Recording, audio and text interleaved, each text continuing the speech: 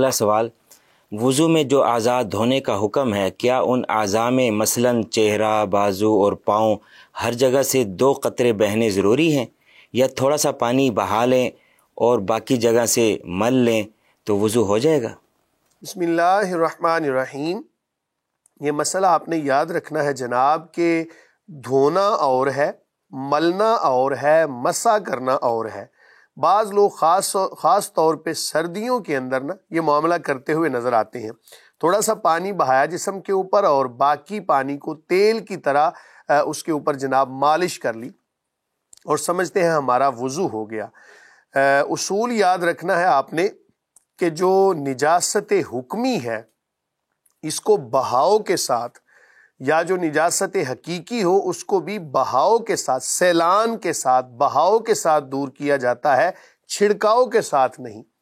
چھڑکاؤ کا مطلب کیا ہوتا ہے کہ کسی جگہ پر پانی کو چھڑک دینا، اس سے نجاست زائل نہیں ہوگی۔ نجاست کے زائل ہونے کے لیے آپ نے یہ مسئلہ یاد رکھنا ہے کہ پانی بہانا ہے آپ نے، اور بہانا کتنی مرتبہ ہے؟ 1 مرتبہ تو لازم ہے، اور 2 مرتبہ بہتر ہے، اور 3 مرتبہ مسنون و مستحب ہے۔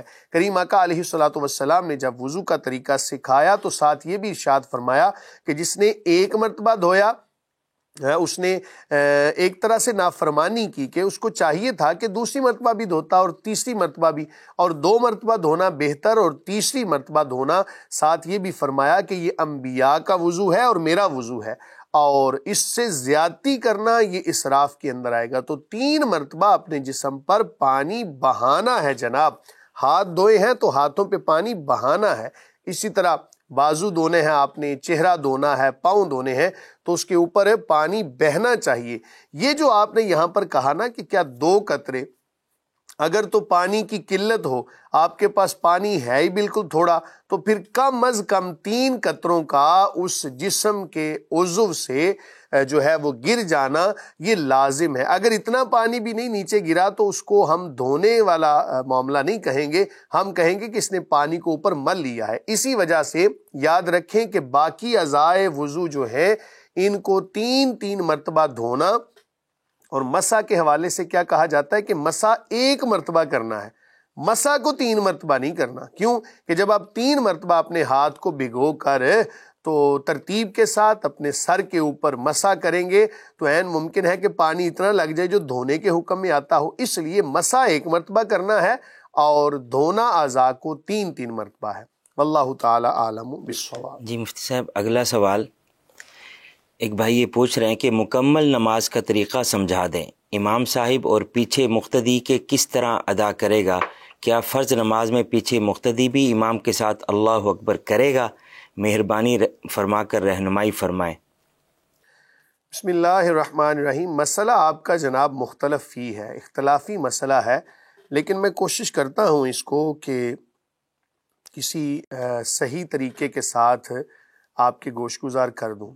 ایک اصول آپ یاد، تمام سننے والے، تمام دیکھنے والے ایک اصول یاد رکھیں، اور میرے لیے بھی یہ بڑی حیران کن بات تھی جب میں نے حدیث کی کتاب پڑھتے ہوئے میرے استاد صاحب نے مجھے یہ بتایا، تو ایک طرح سے میں بڑا حیران بھی ہوا کہ اتنا معاشرے کا ایک پکڑ دکڑ والا مسئلہ اور ایسا کھچاؤ والا مسئلہ کہ جس کو استاد صاحب نے چند جملوں کے اندر کتنا اچھے طریقے سے بیان کر دیا۔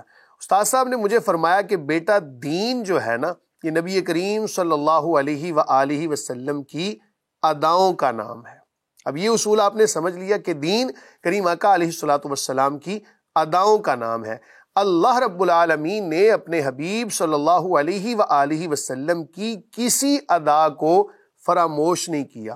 ہر ادا کریم آقا علیہ الصلوۃ والسلام کی تا صبح قیامت جاری و ساری رہے گی۔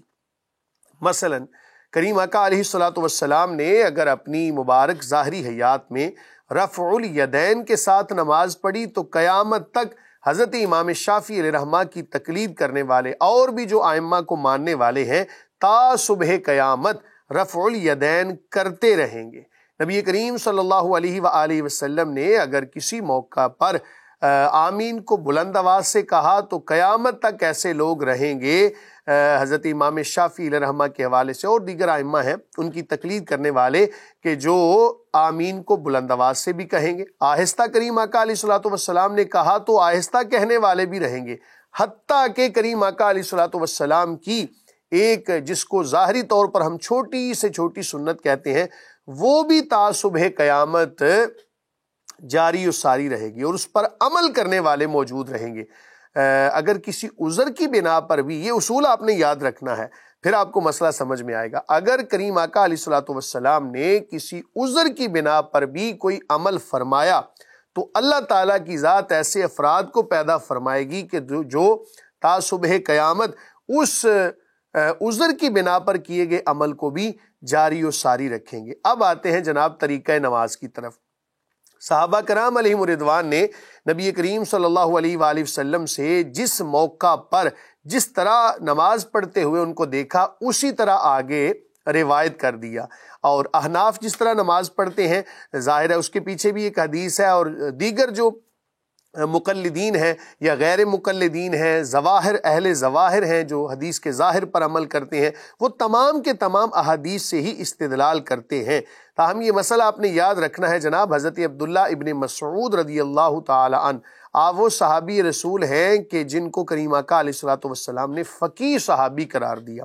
صحابہ کے بھی کچھ مراتب ہیں، نفس صحابیت میں تو سبھی برابر ہیں، اور آگے پھر تقویٰ کے اندر، پرہیزگاری کے اندر اور کسی ایک فن میں مہارت کے لحاظ سے صحابہ کرام علیہم رضوان کے درجات مختلف ہیں۔ مثلا ایک صحابی ایسے ہیں کہ جو فقاہت کے درجے پر فائز ہیں، جس طرح کہ حضرت عبداللہ بن مسعود ہیں، حضرت عبداللہ ابن عباس ہیں، اسی طرح خلفائے راشدین ہیں۔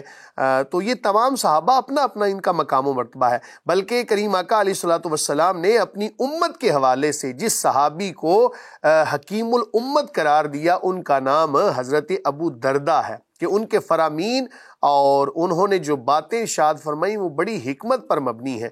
تو تمام صحابہ ستاروں کی مانند ہیں، جس کی بھی پیروی کرو گے راہ ہدایت کو پالو گے۔ تو اس لیے حضرت عبداللہ بن مسعود رضی اللہ تعالی عنہ آپ نے جو نماز سکھائی صحابہ کرام علیہ رضوان کے حوالے سے، سب کے سامنے نماز پڑھ کے دکھائی، تمام نے دیکھا، خاموشی اختیار کی، وہ آج اس طرح نماز ہے کہ جس طرح فقہ حنفی کے حوالے سے نماز پڑھی جاتی ہے۔ اور فقہ حنفی بھی ظاہر ہے کوئی اپنی طرف سے تو درمیان میں کسی چیز کو نہیں ڈالیں گے، یا امام شافعی علیہ رحمہ ہیں، اہل ظواہر ہیں، ہر کوئی حدیث کی بنا پر اور جو ایک طریقہ نماز کا سند کے ساتھ پہنچتا ہے اسی پر عمل کرتے ہیں۔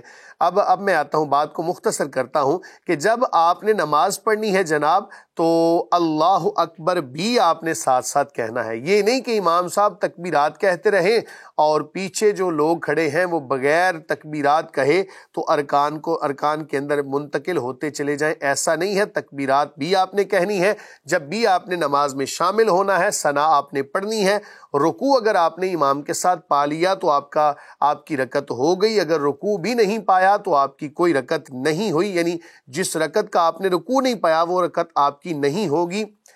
اسی طرح یہ بھی اصول یاد رکھیں کہ بعض صحابہ نے یہ بھی بیان کیا کہ امام کے پیچھے جو قرات ہے وہ نہیں کی جاتی، بعض نے کہا کی جاتی ہے۔ تو اپنے اپنے مسالک کے حوالے سے آپ عمل کر سکتے ہیں، جو میرے پاس انفارمیشن تھی قرآن و سنت کی روشنی میں آپ کے گوش گزار کر دی۔ امام کے پیچھے اللہ اکبر کہنا واجب ہے یا سنت ہے؟ یہ سنت ہے کہ جب امام جو ہے تکبیرات کہے تو آپ بھی ساتھ تکبیرات کو کہتے جائیں، جو اقتدا کرنے والے ہیں وہ بھی تکبیرات اگر کو کوئی کہیں۔ تکبیر نہ کہے اور ویسے ہی امام کی اقتدا کرتے رہے، اس کی نماز اس کی ہو جائے گی، لیکن ایسا عمل کرنا درست نہیں۔ جی مفتی صاحب، وائس نوٹ پلے کرتا ہوں۔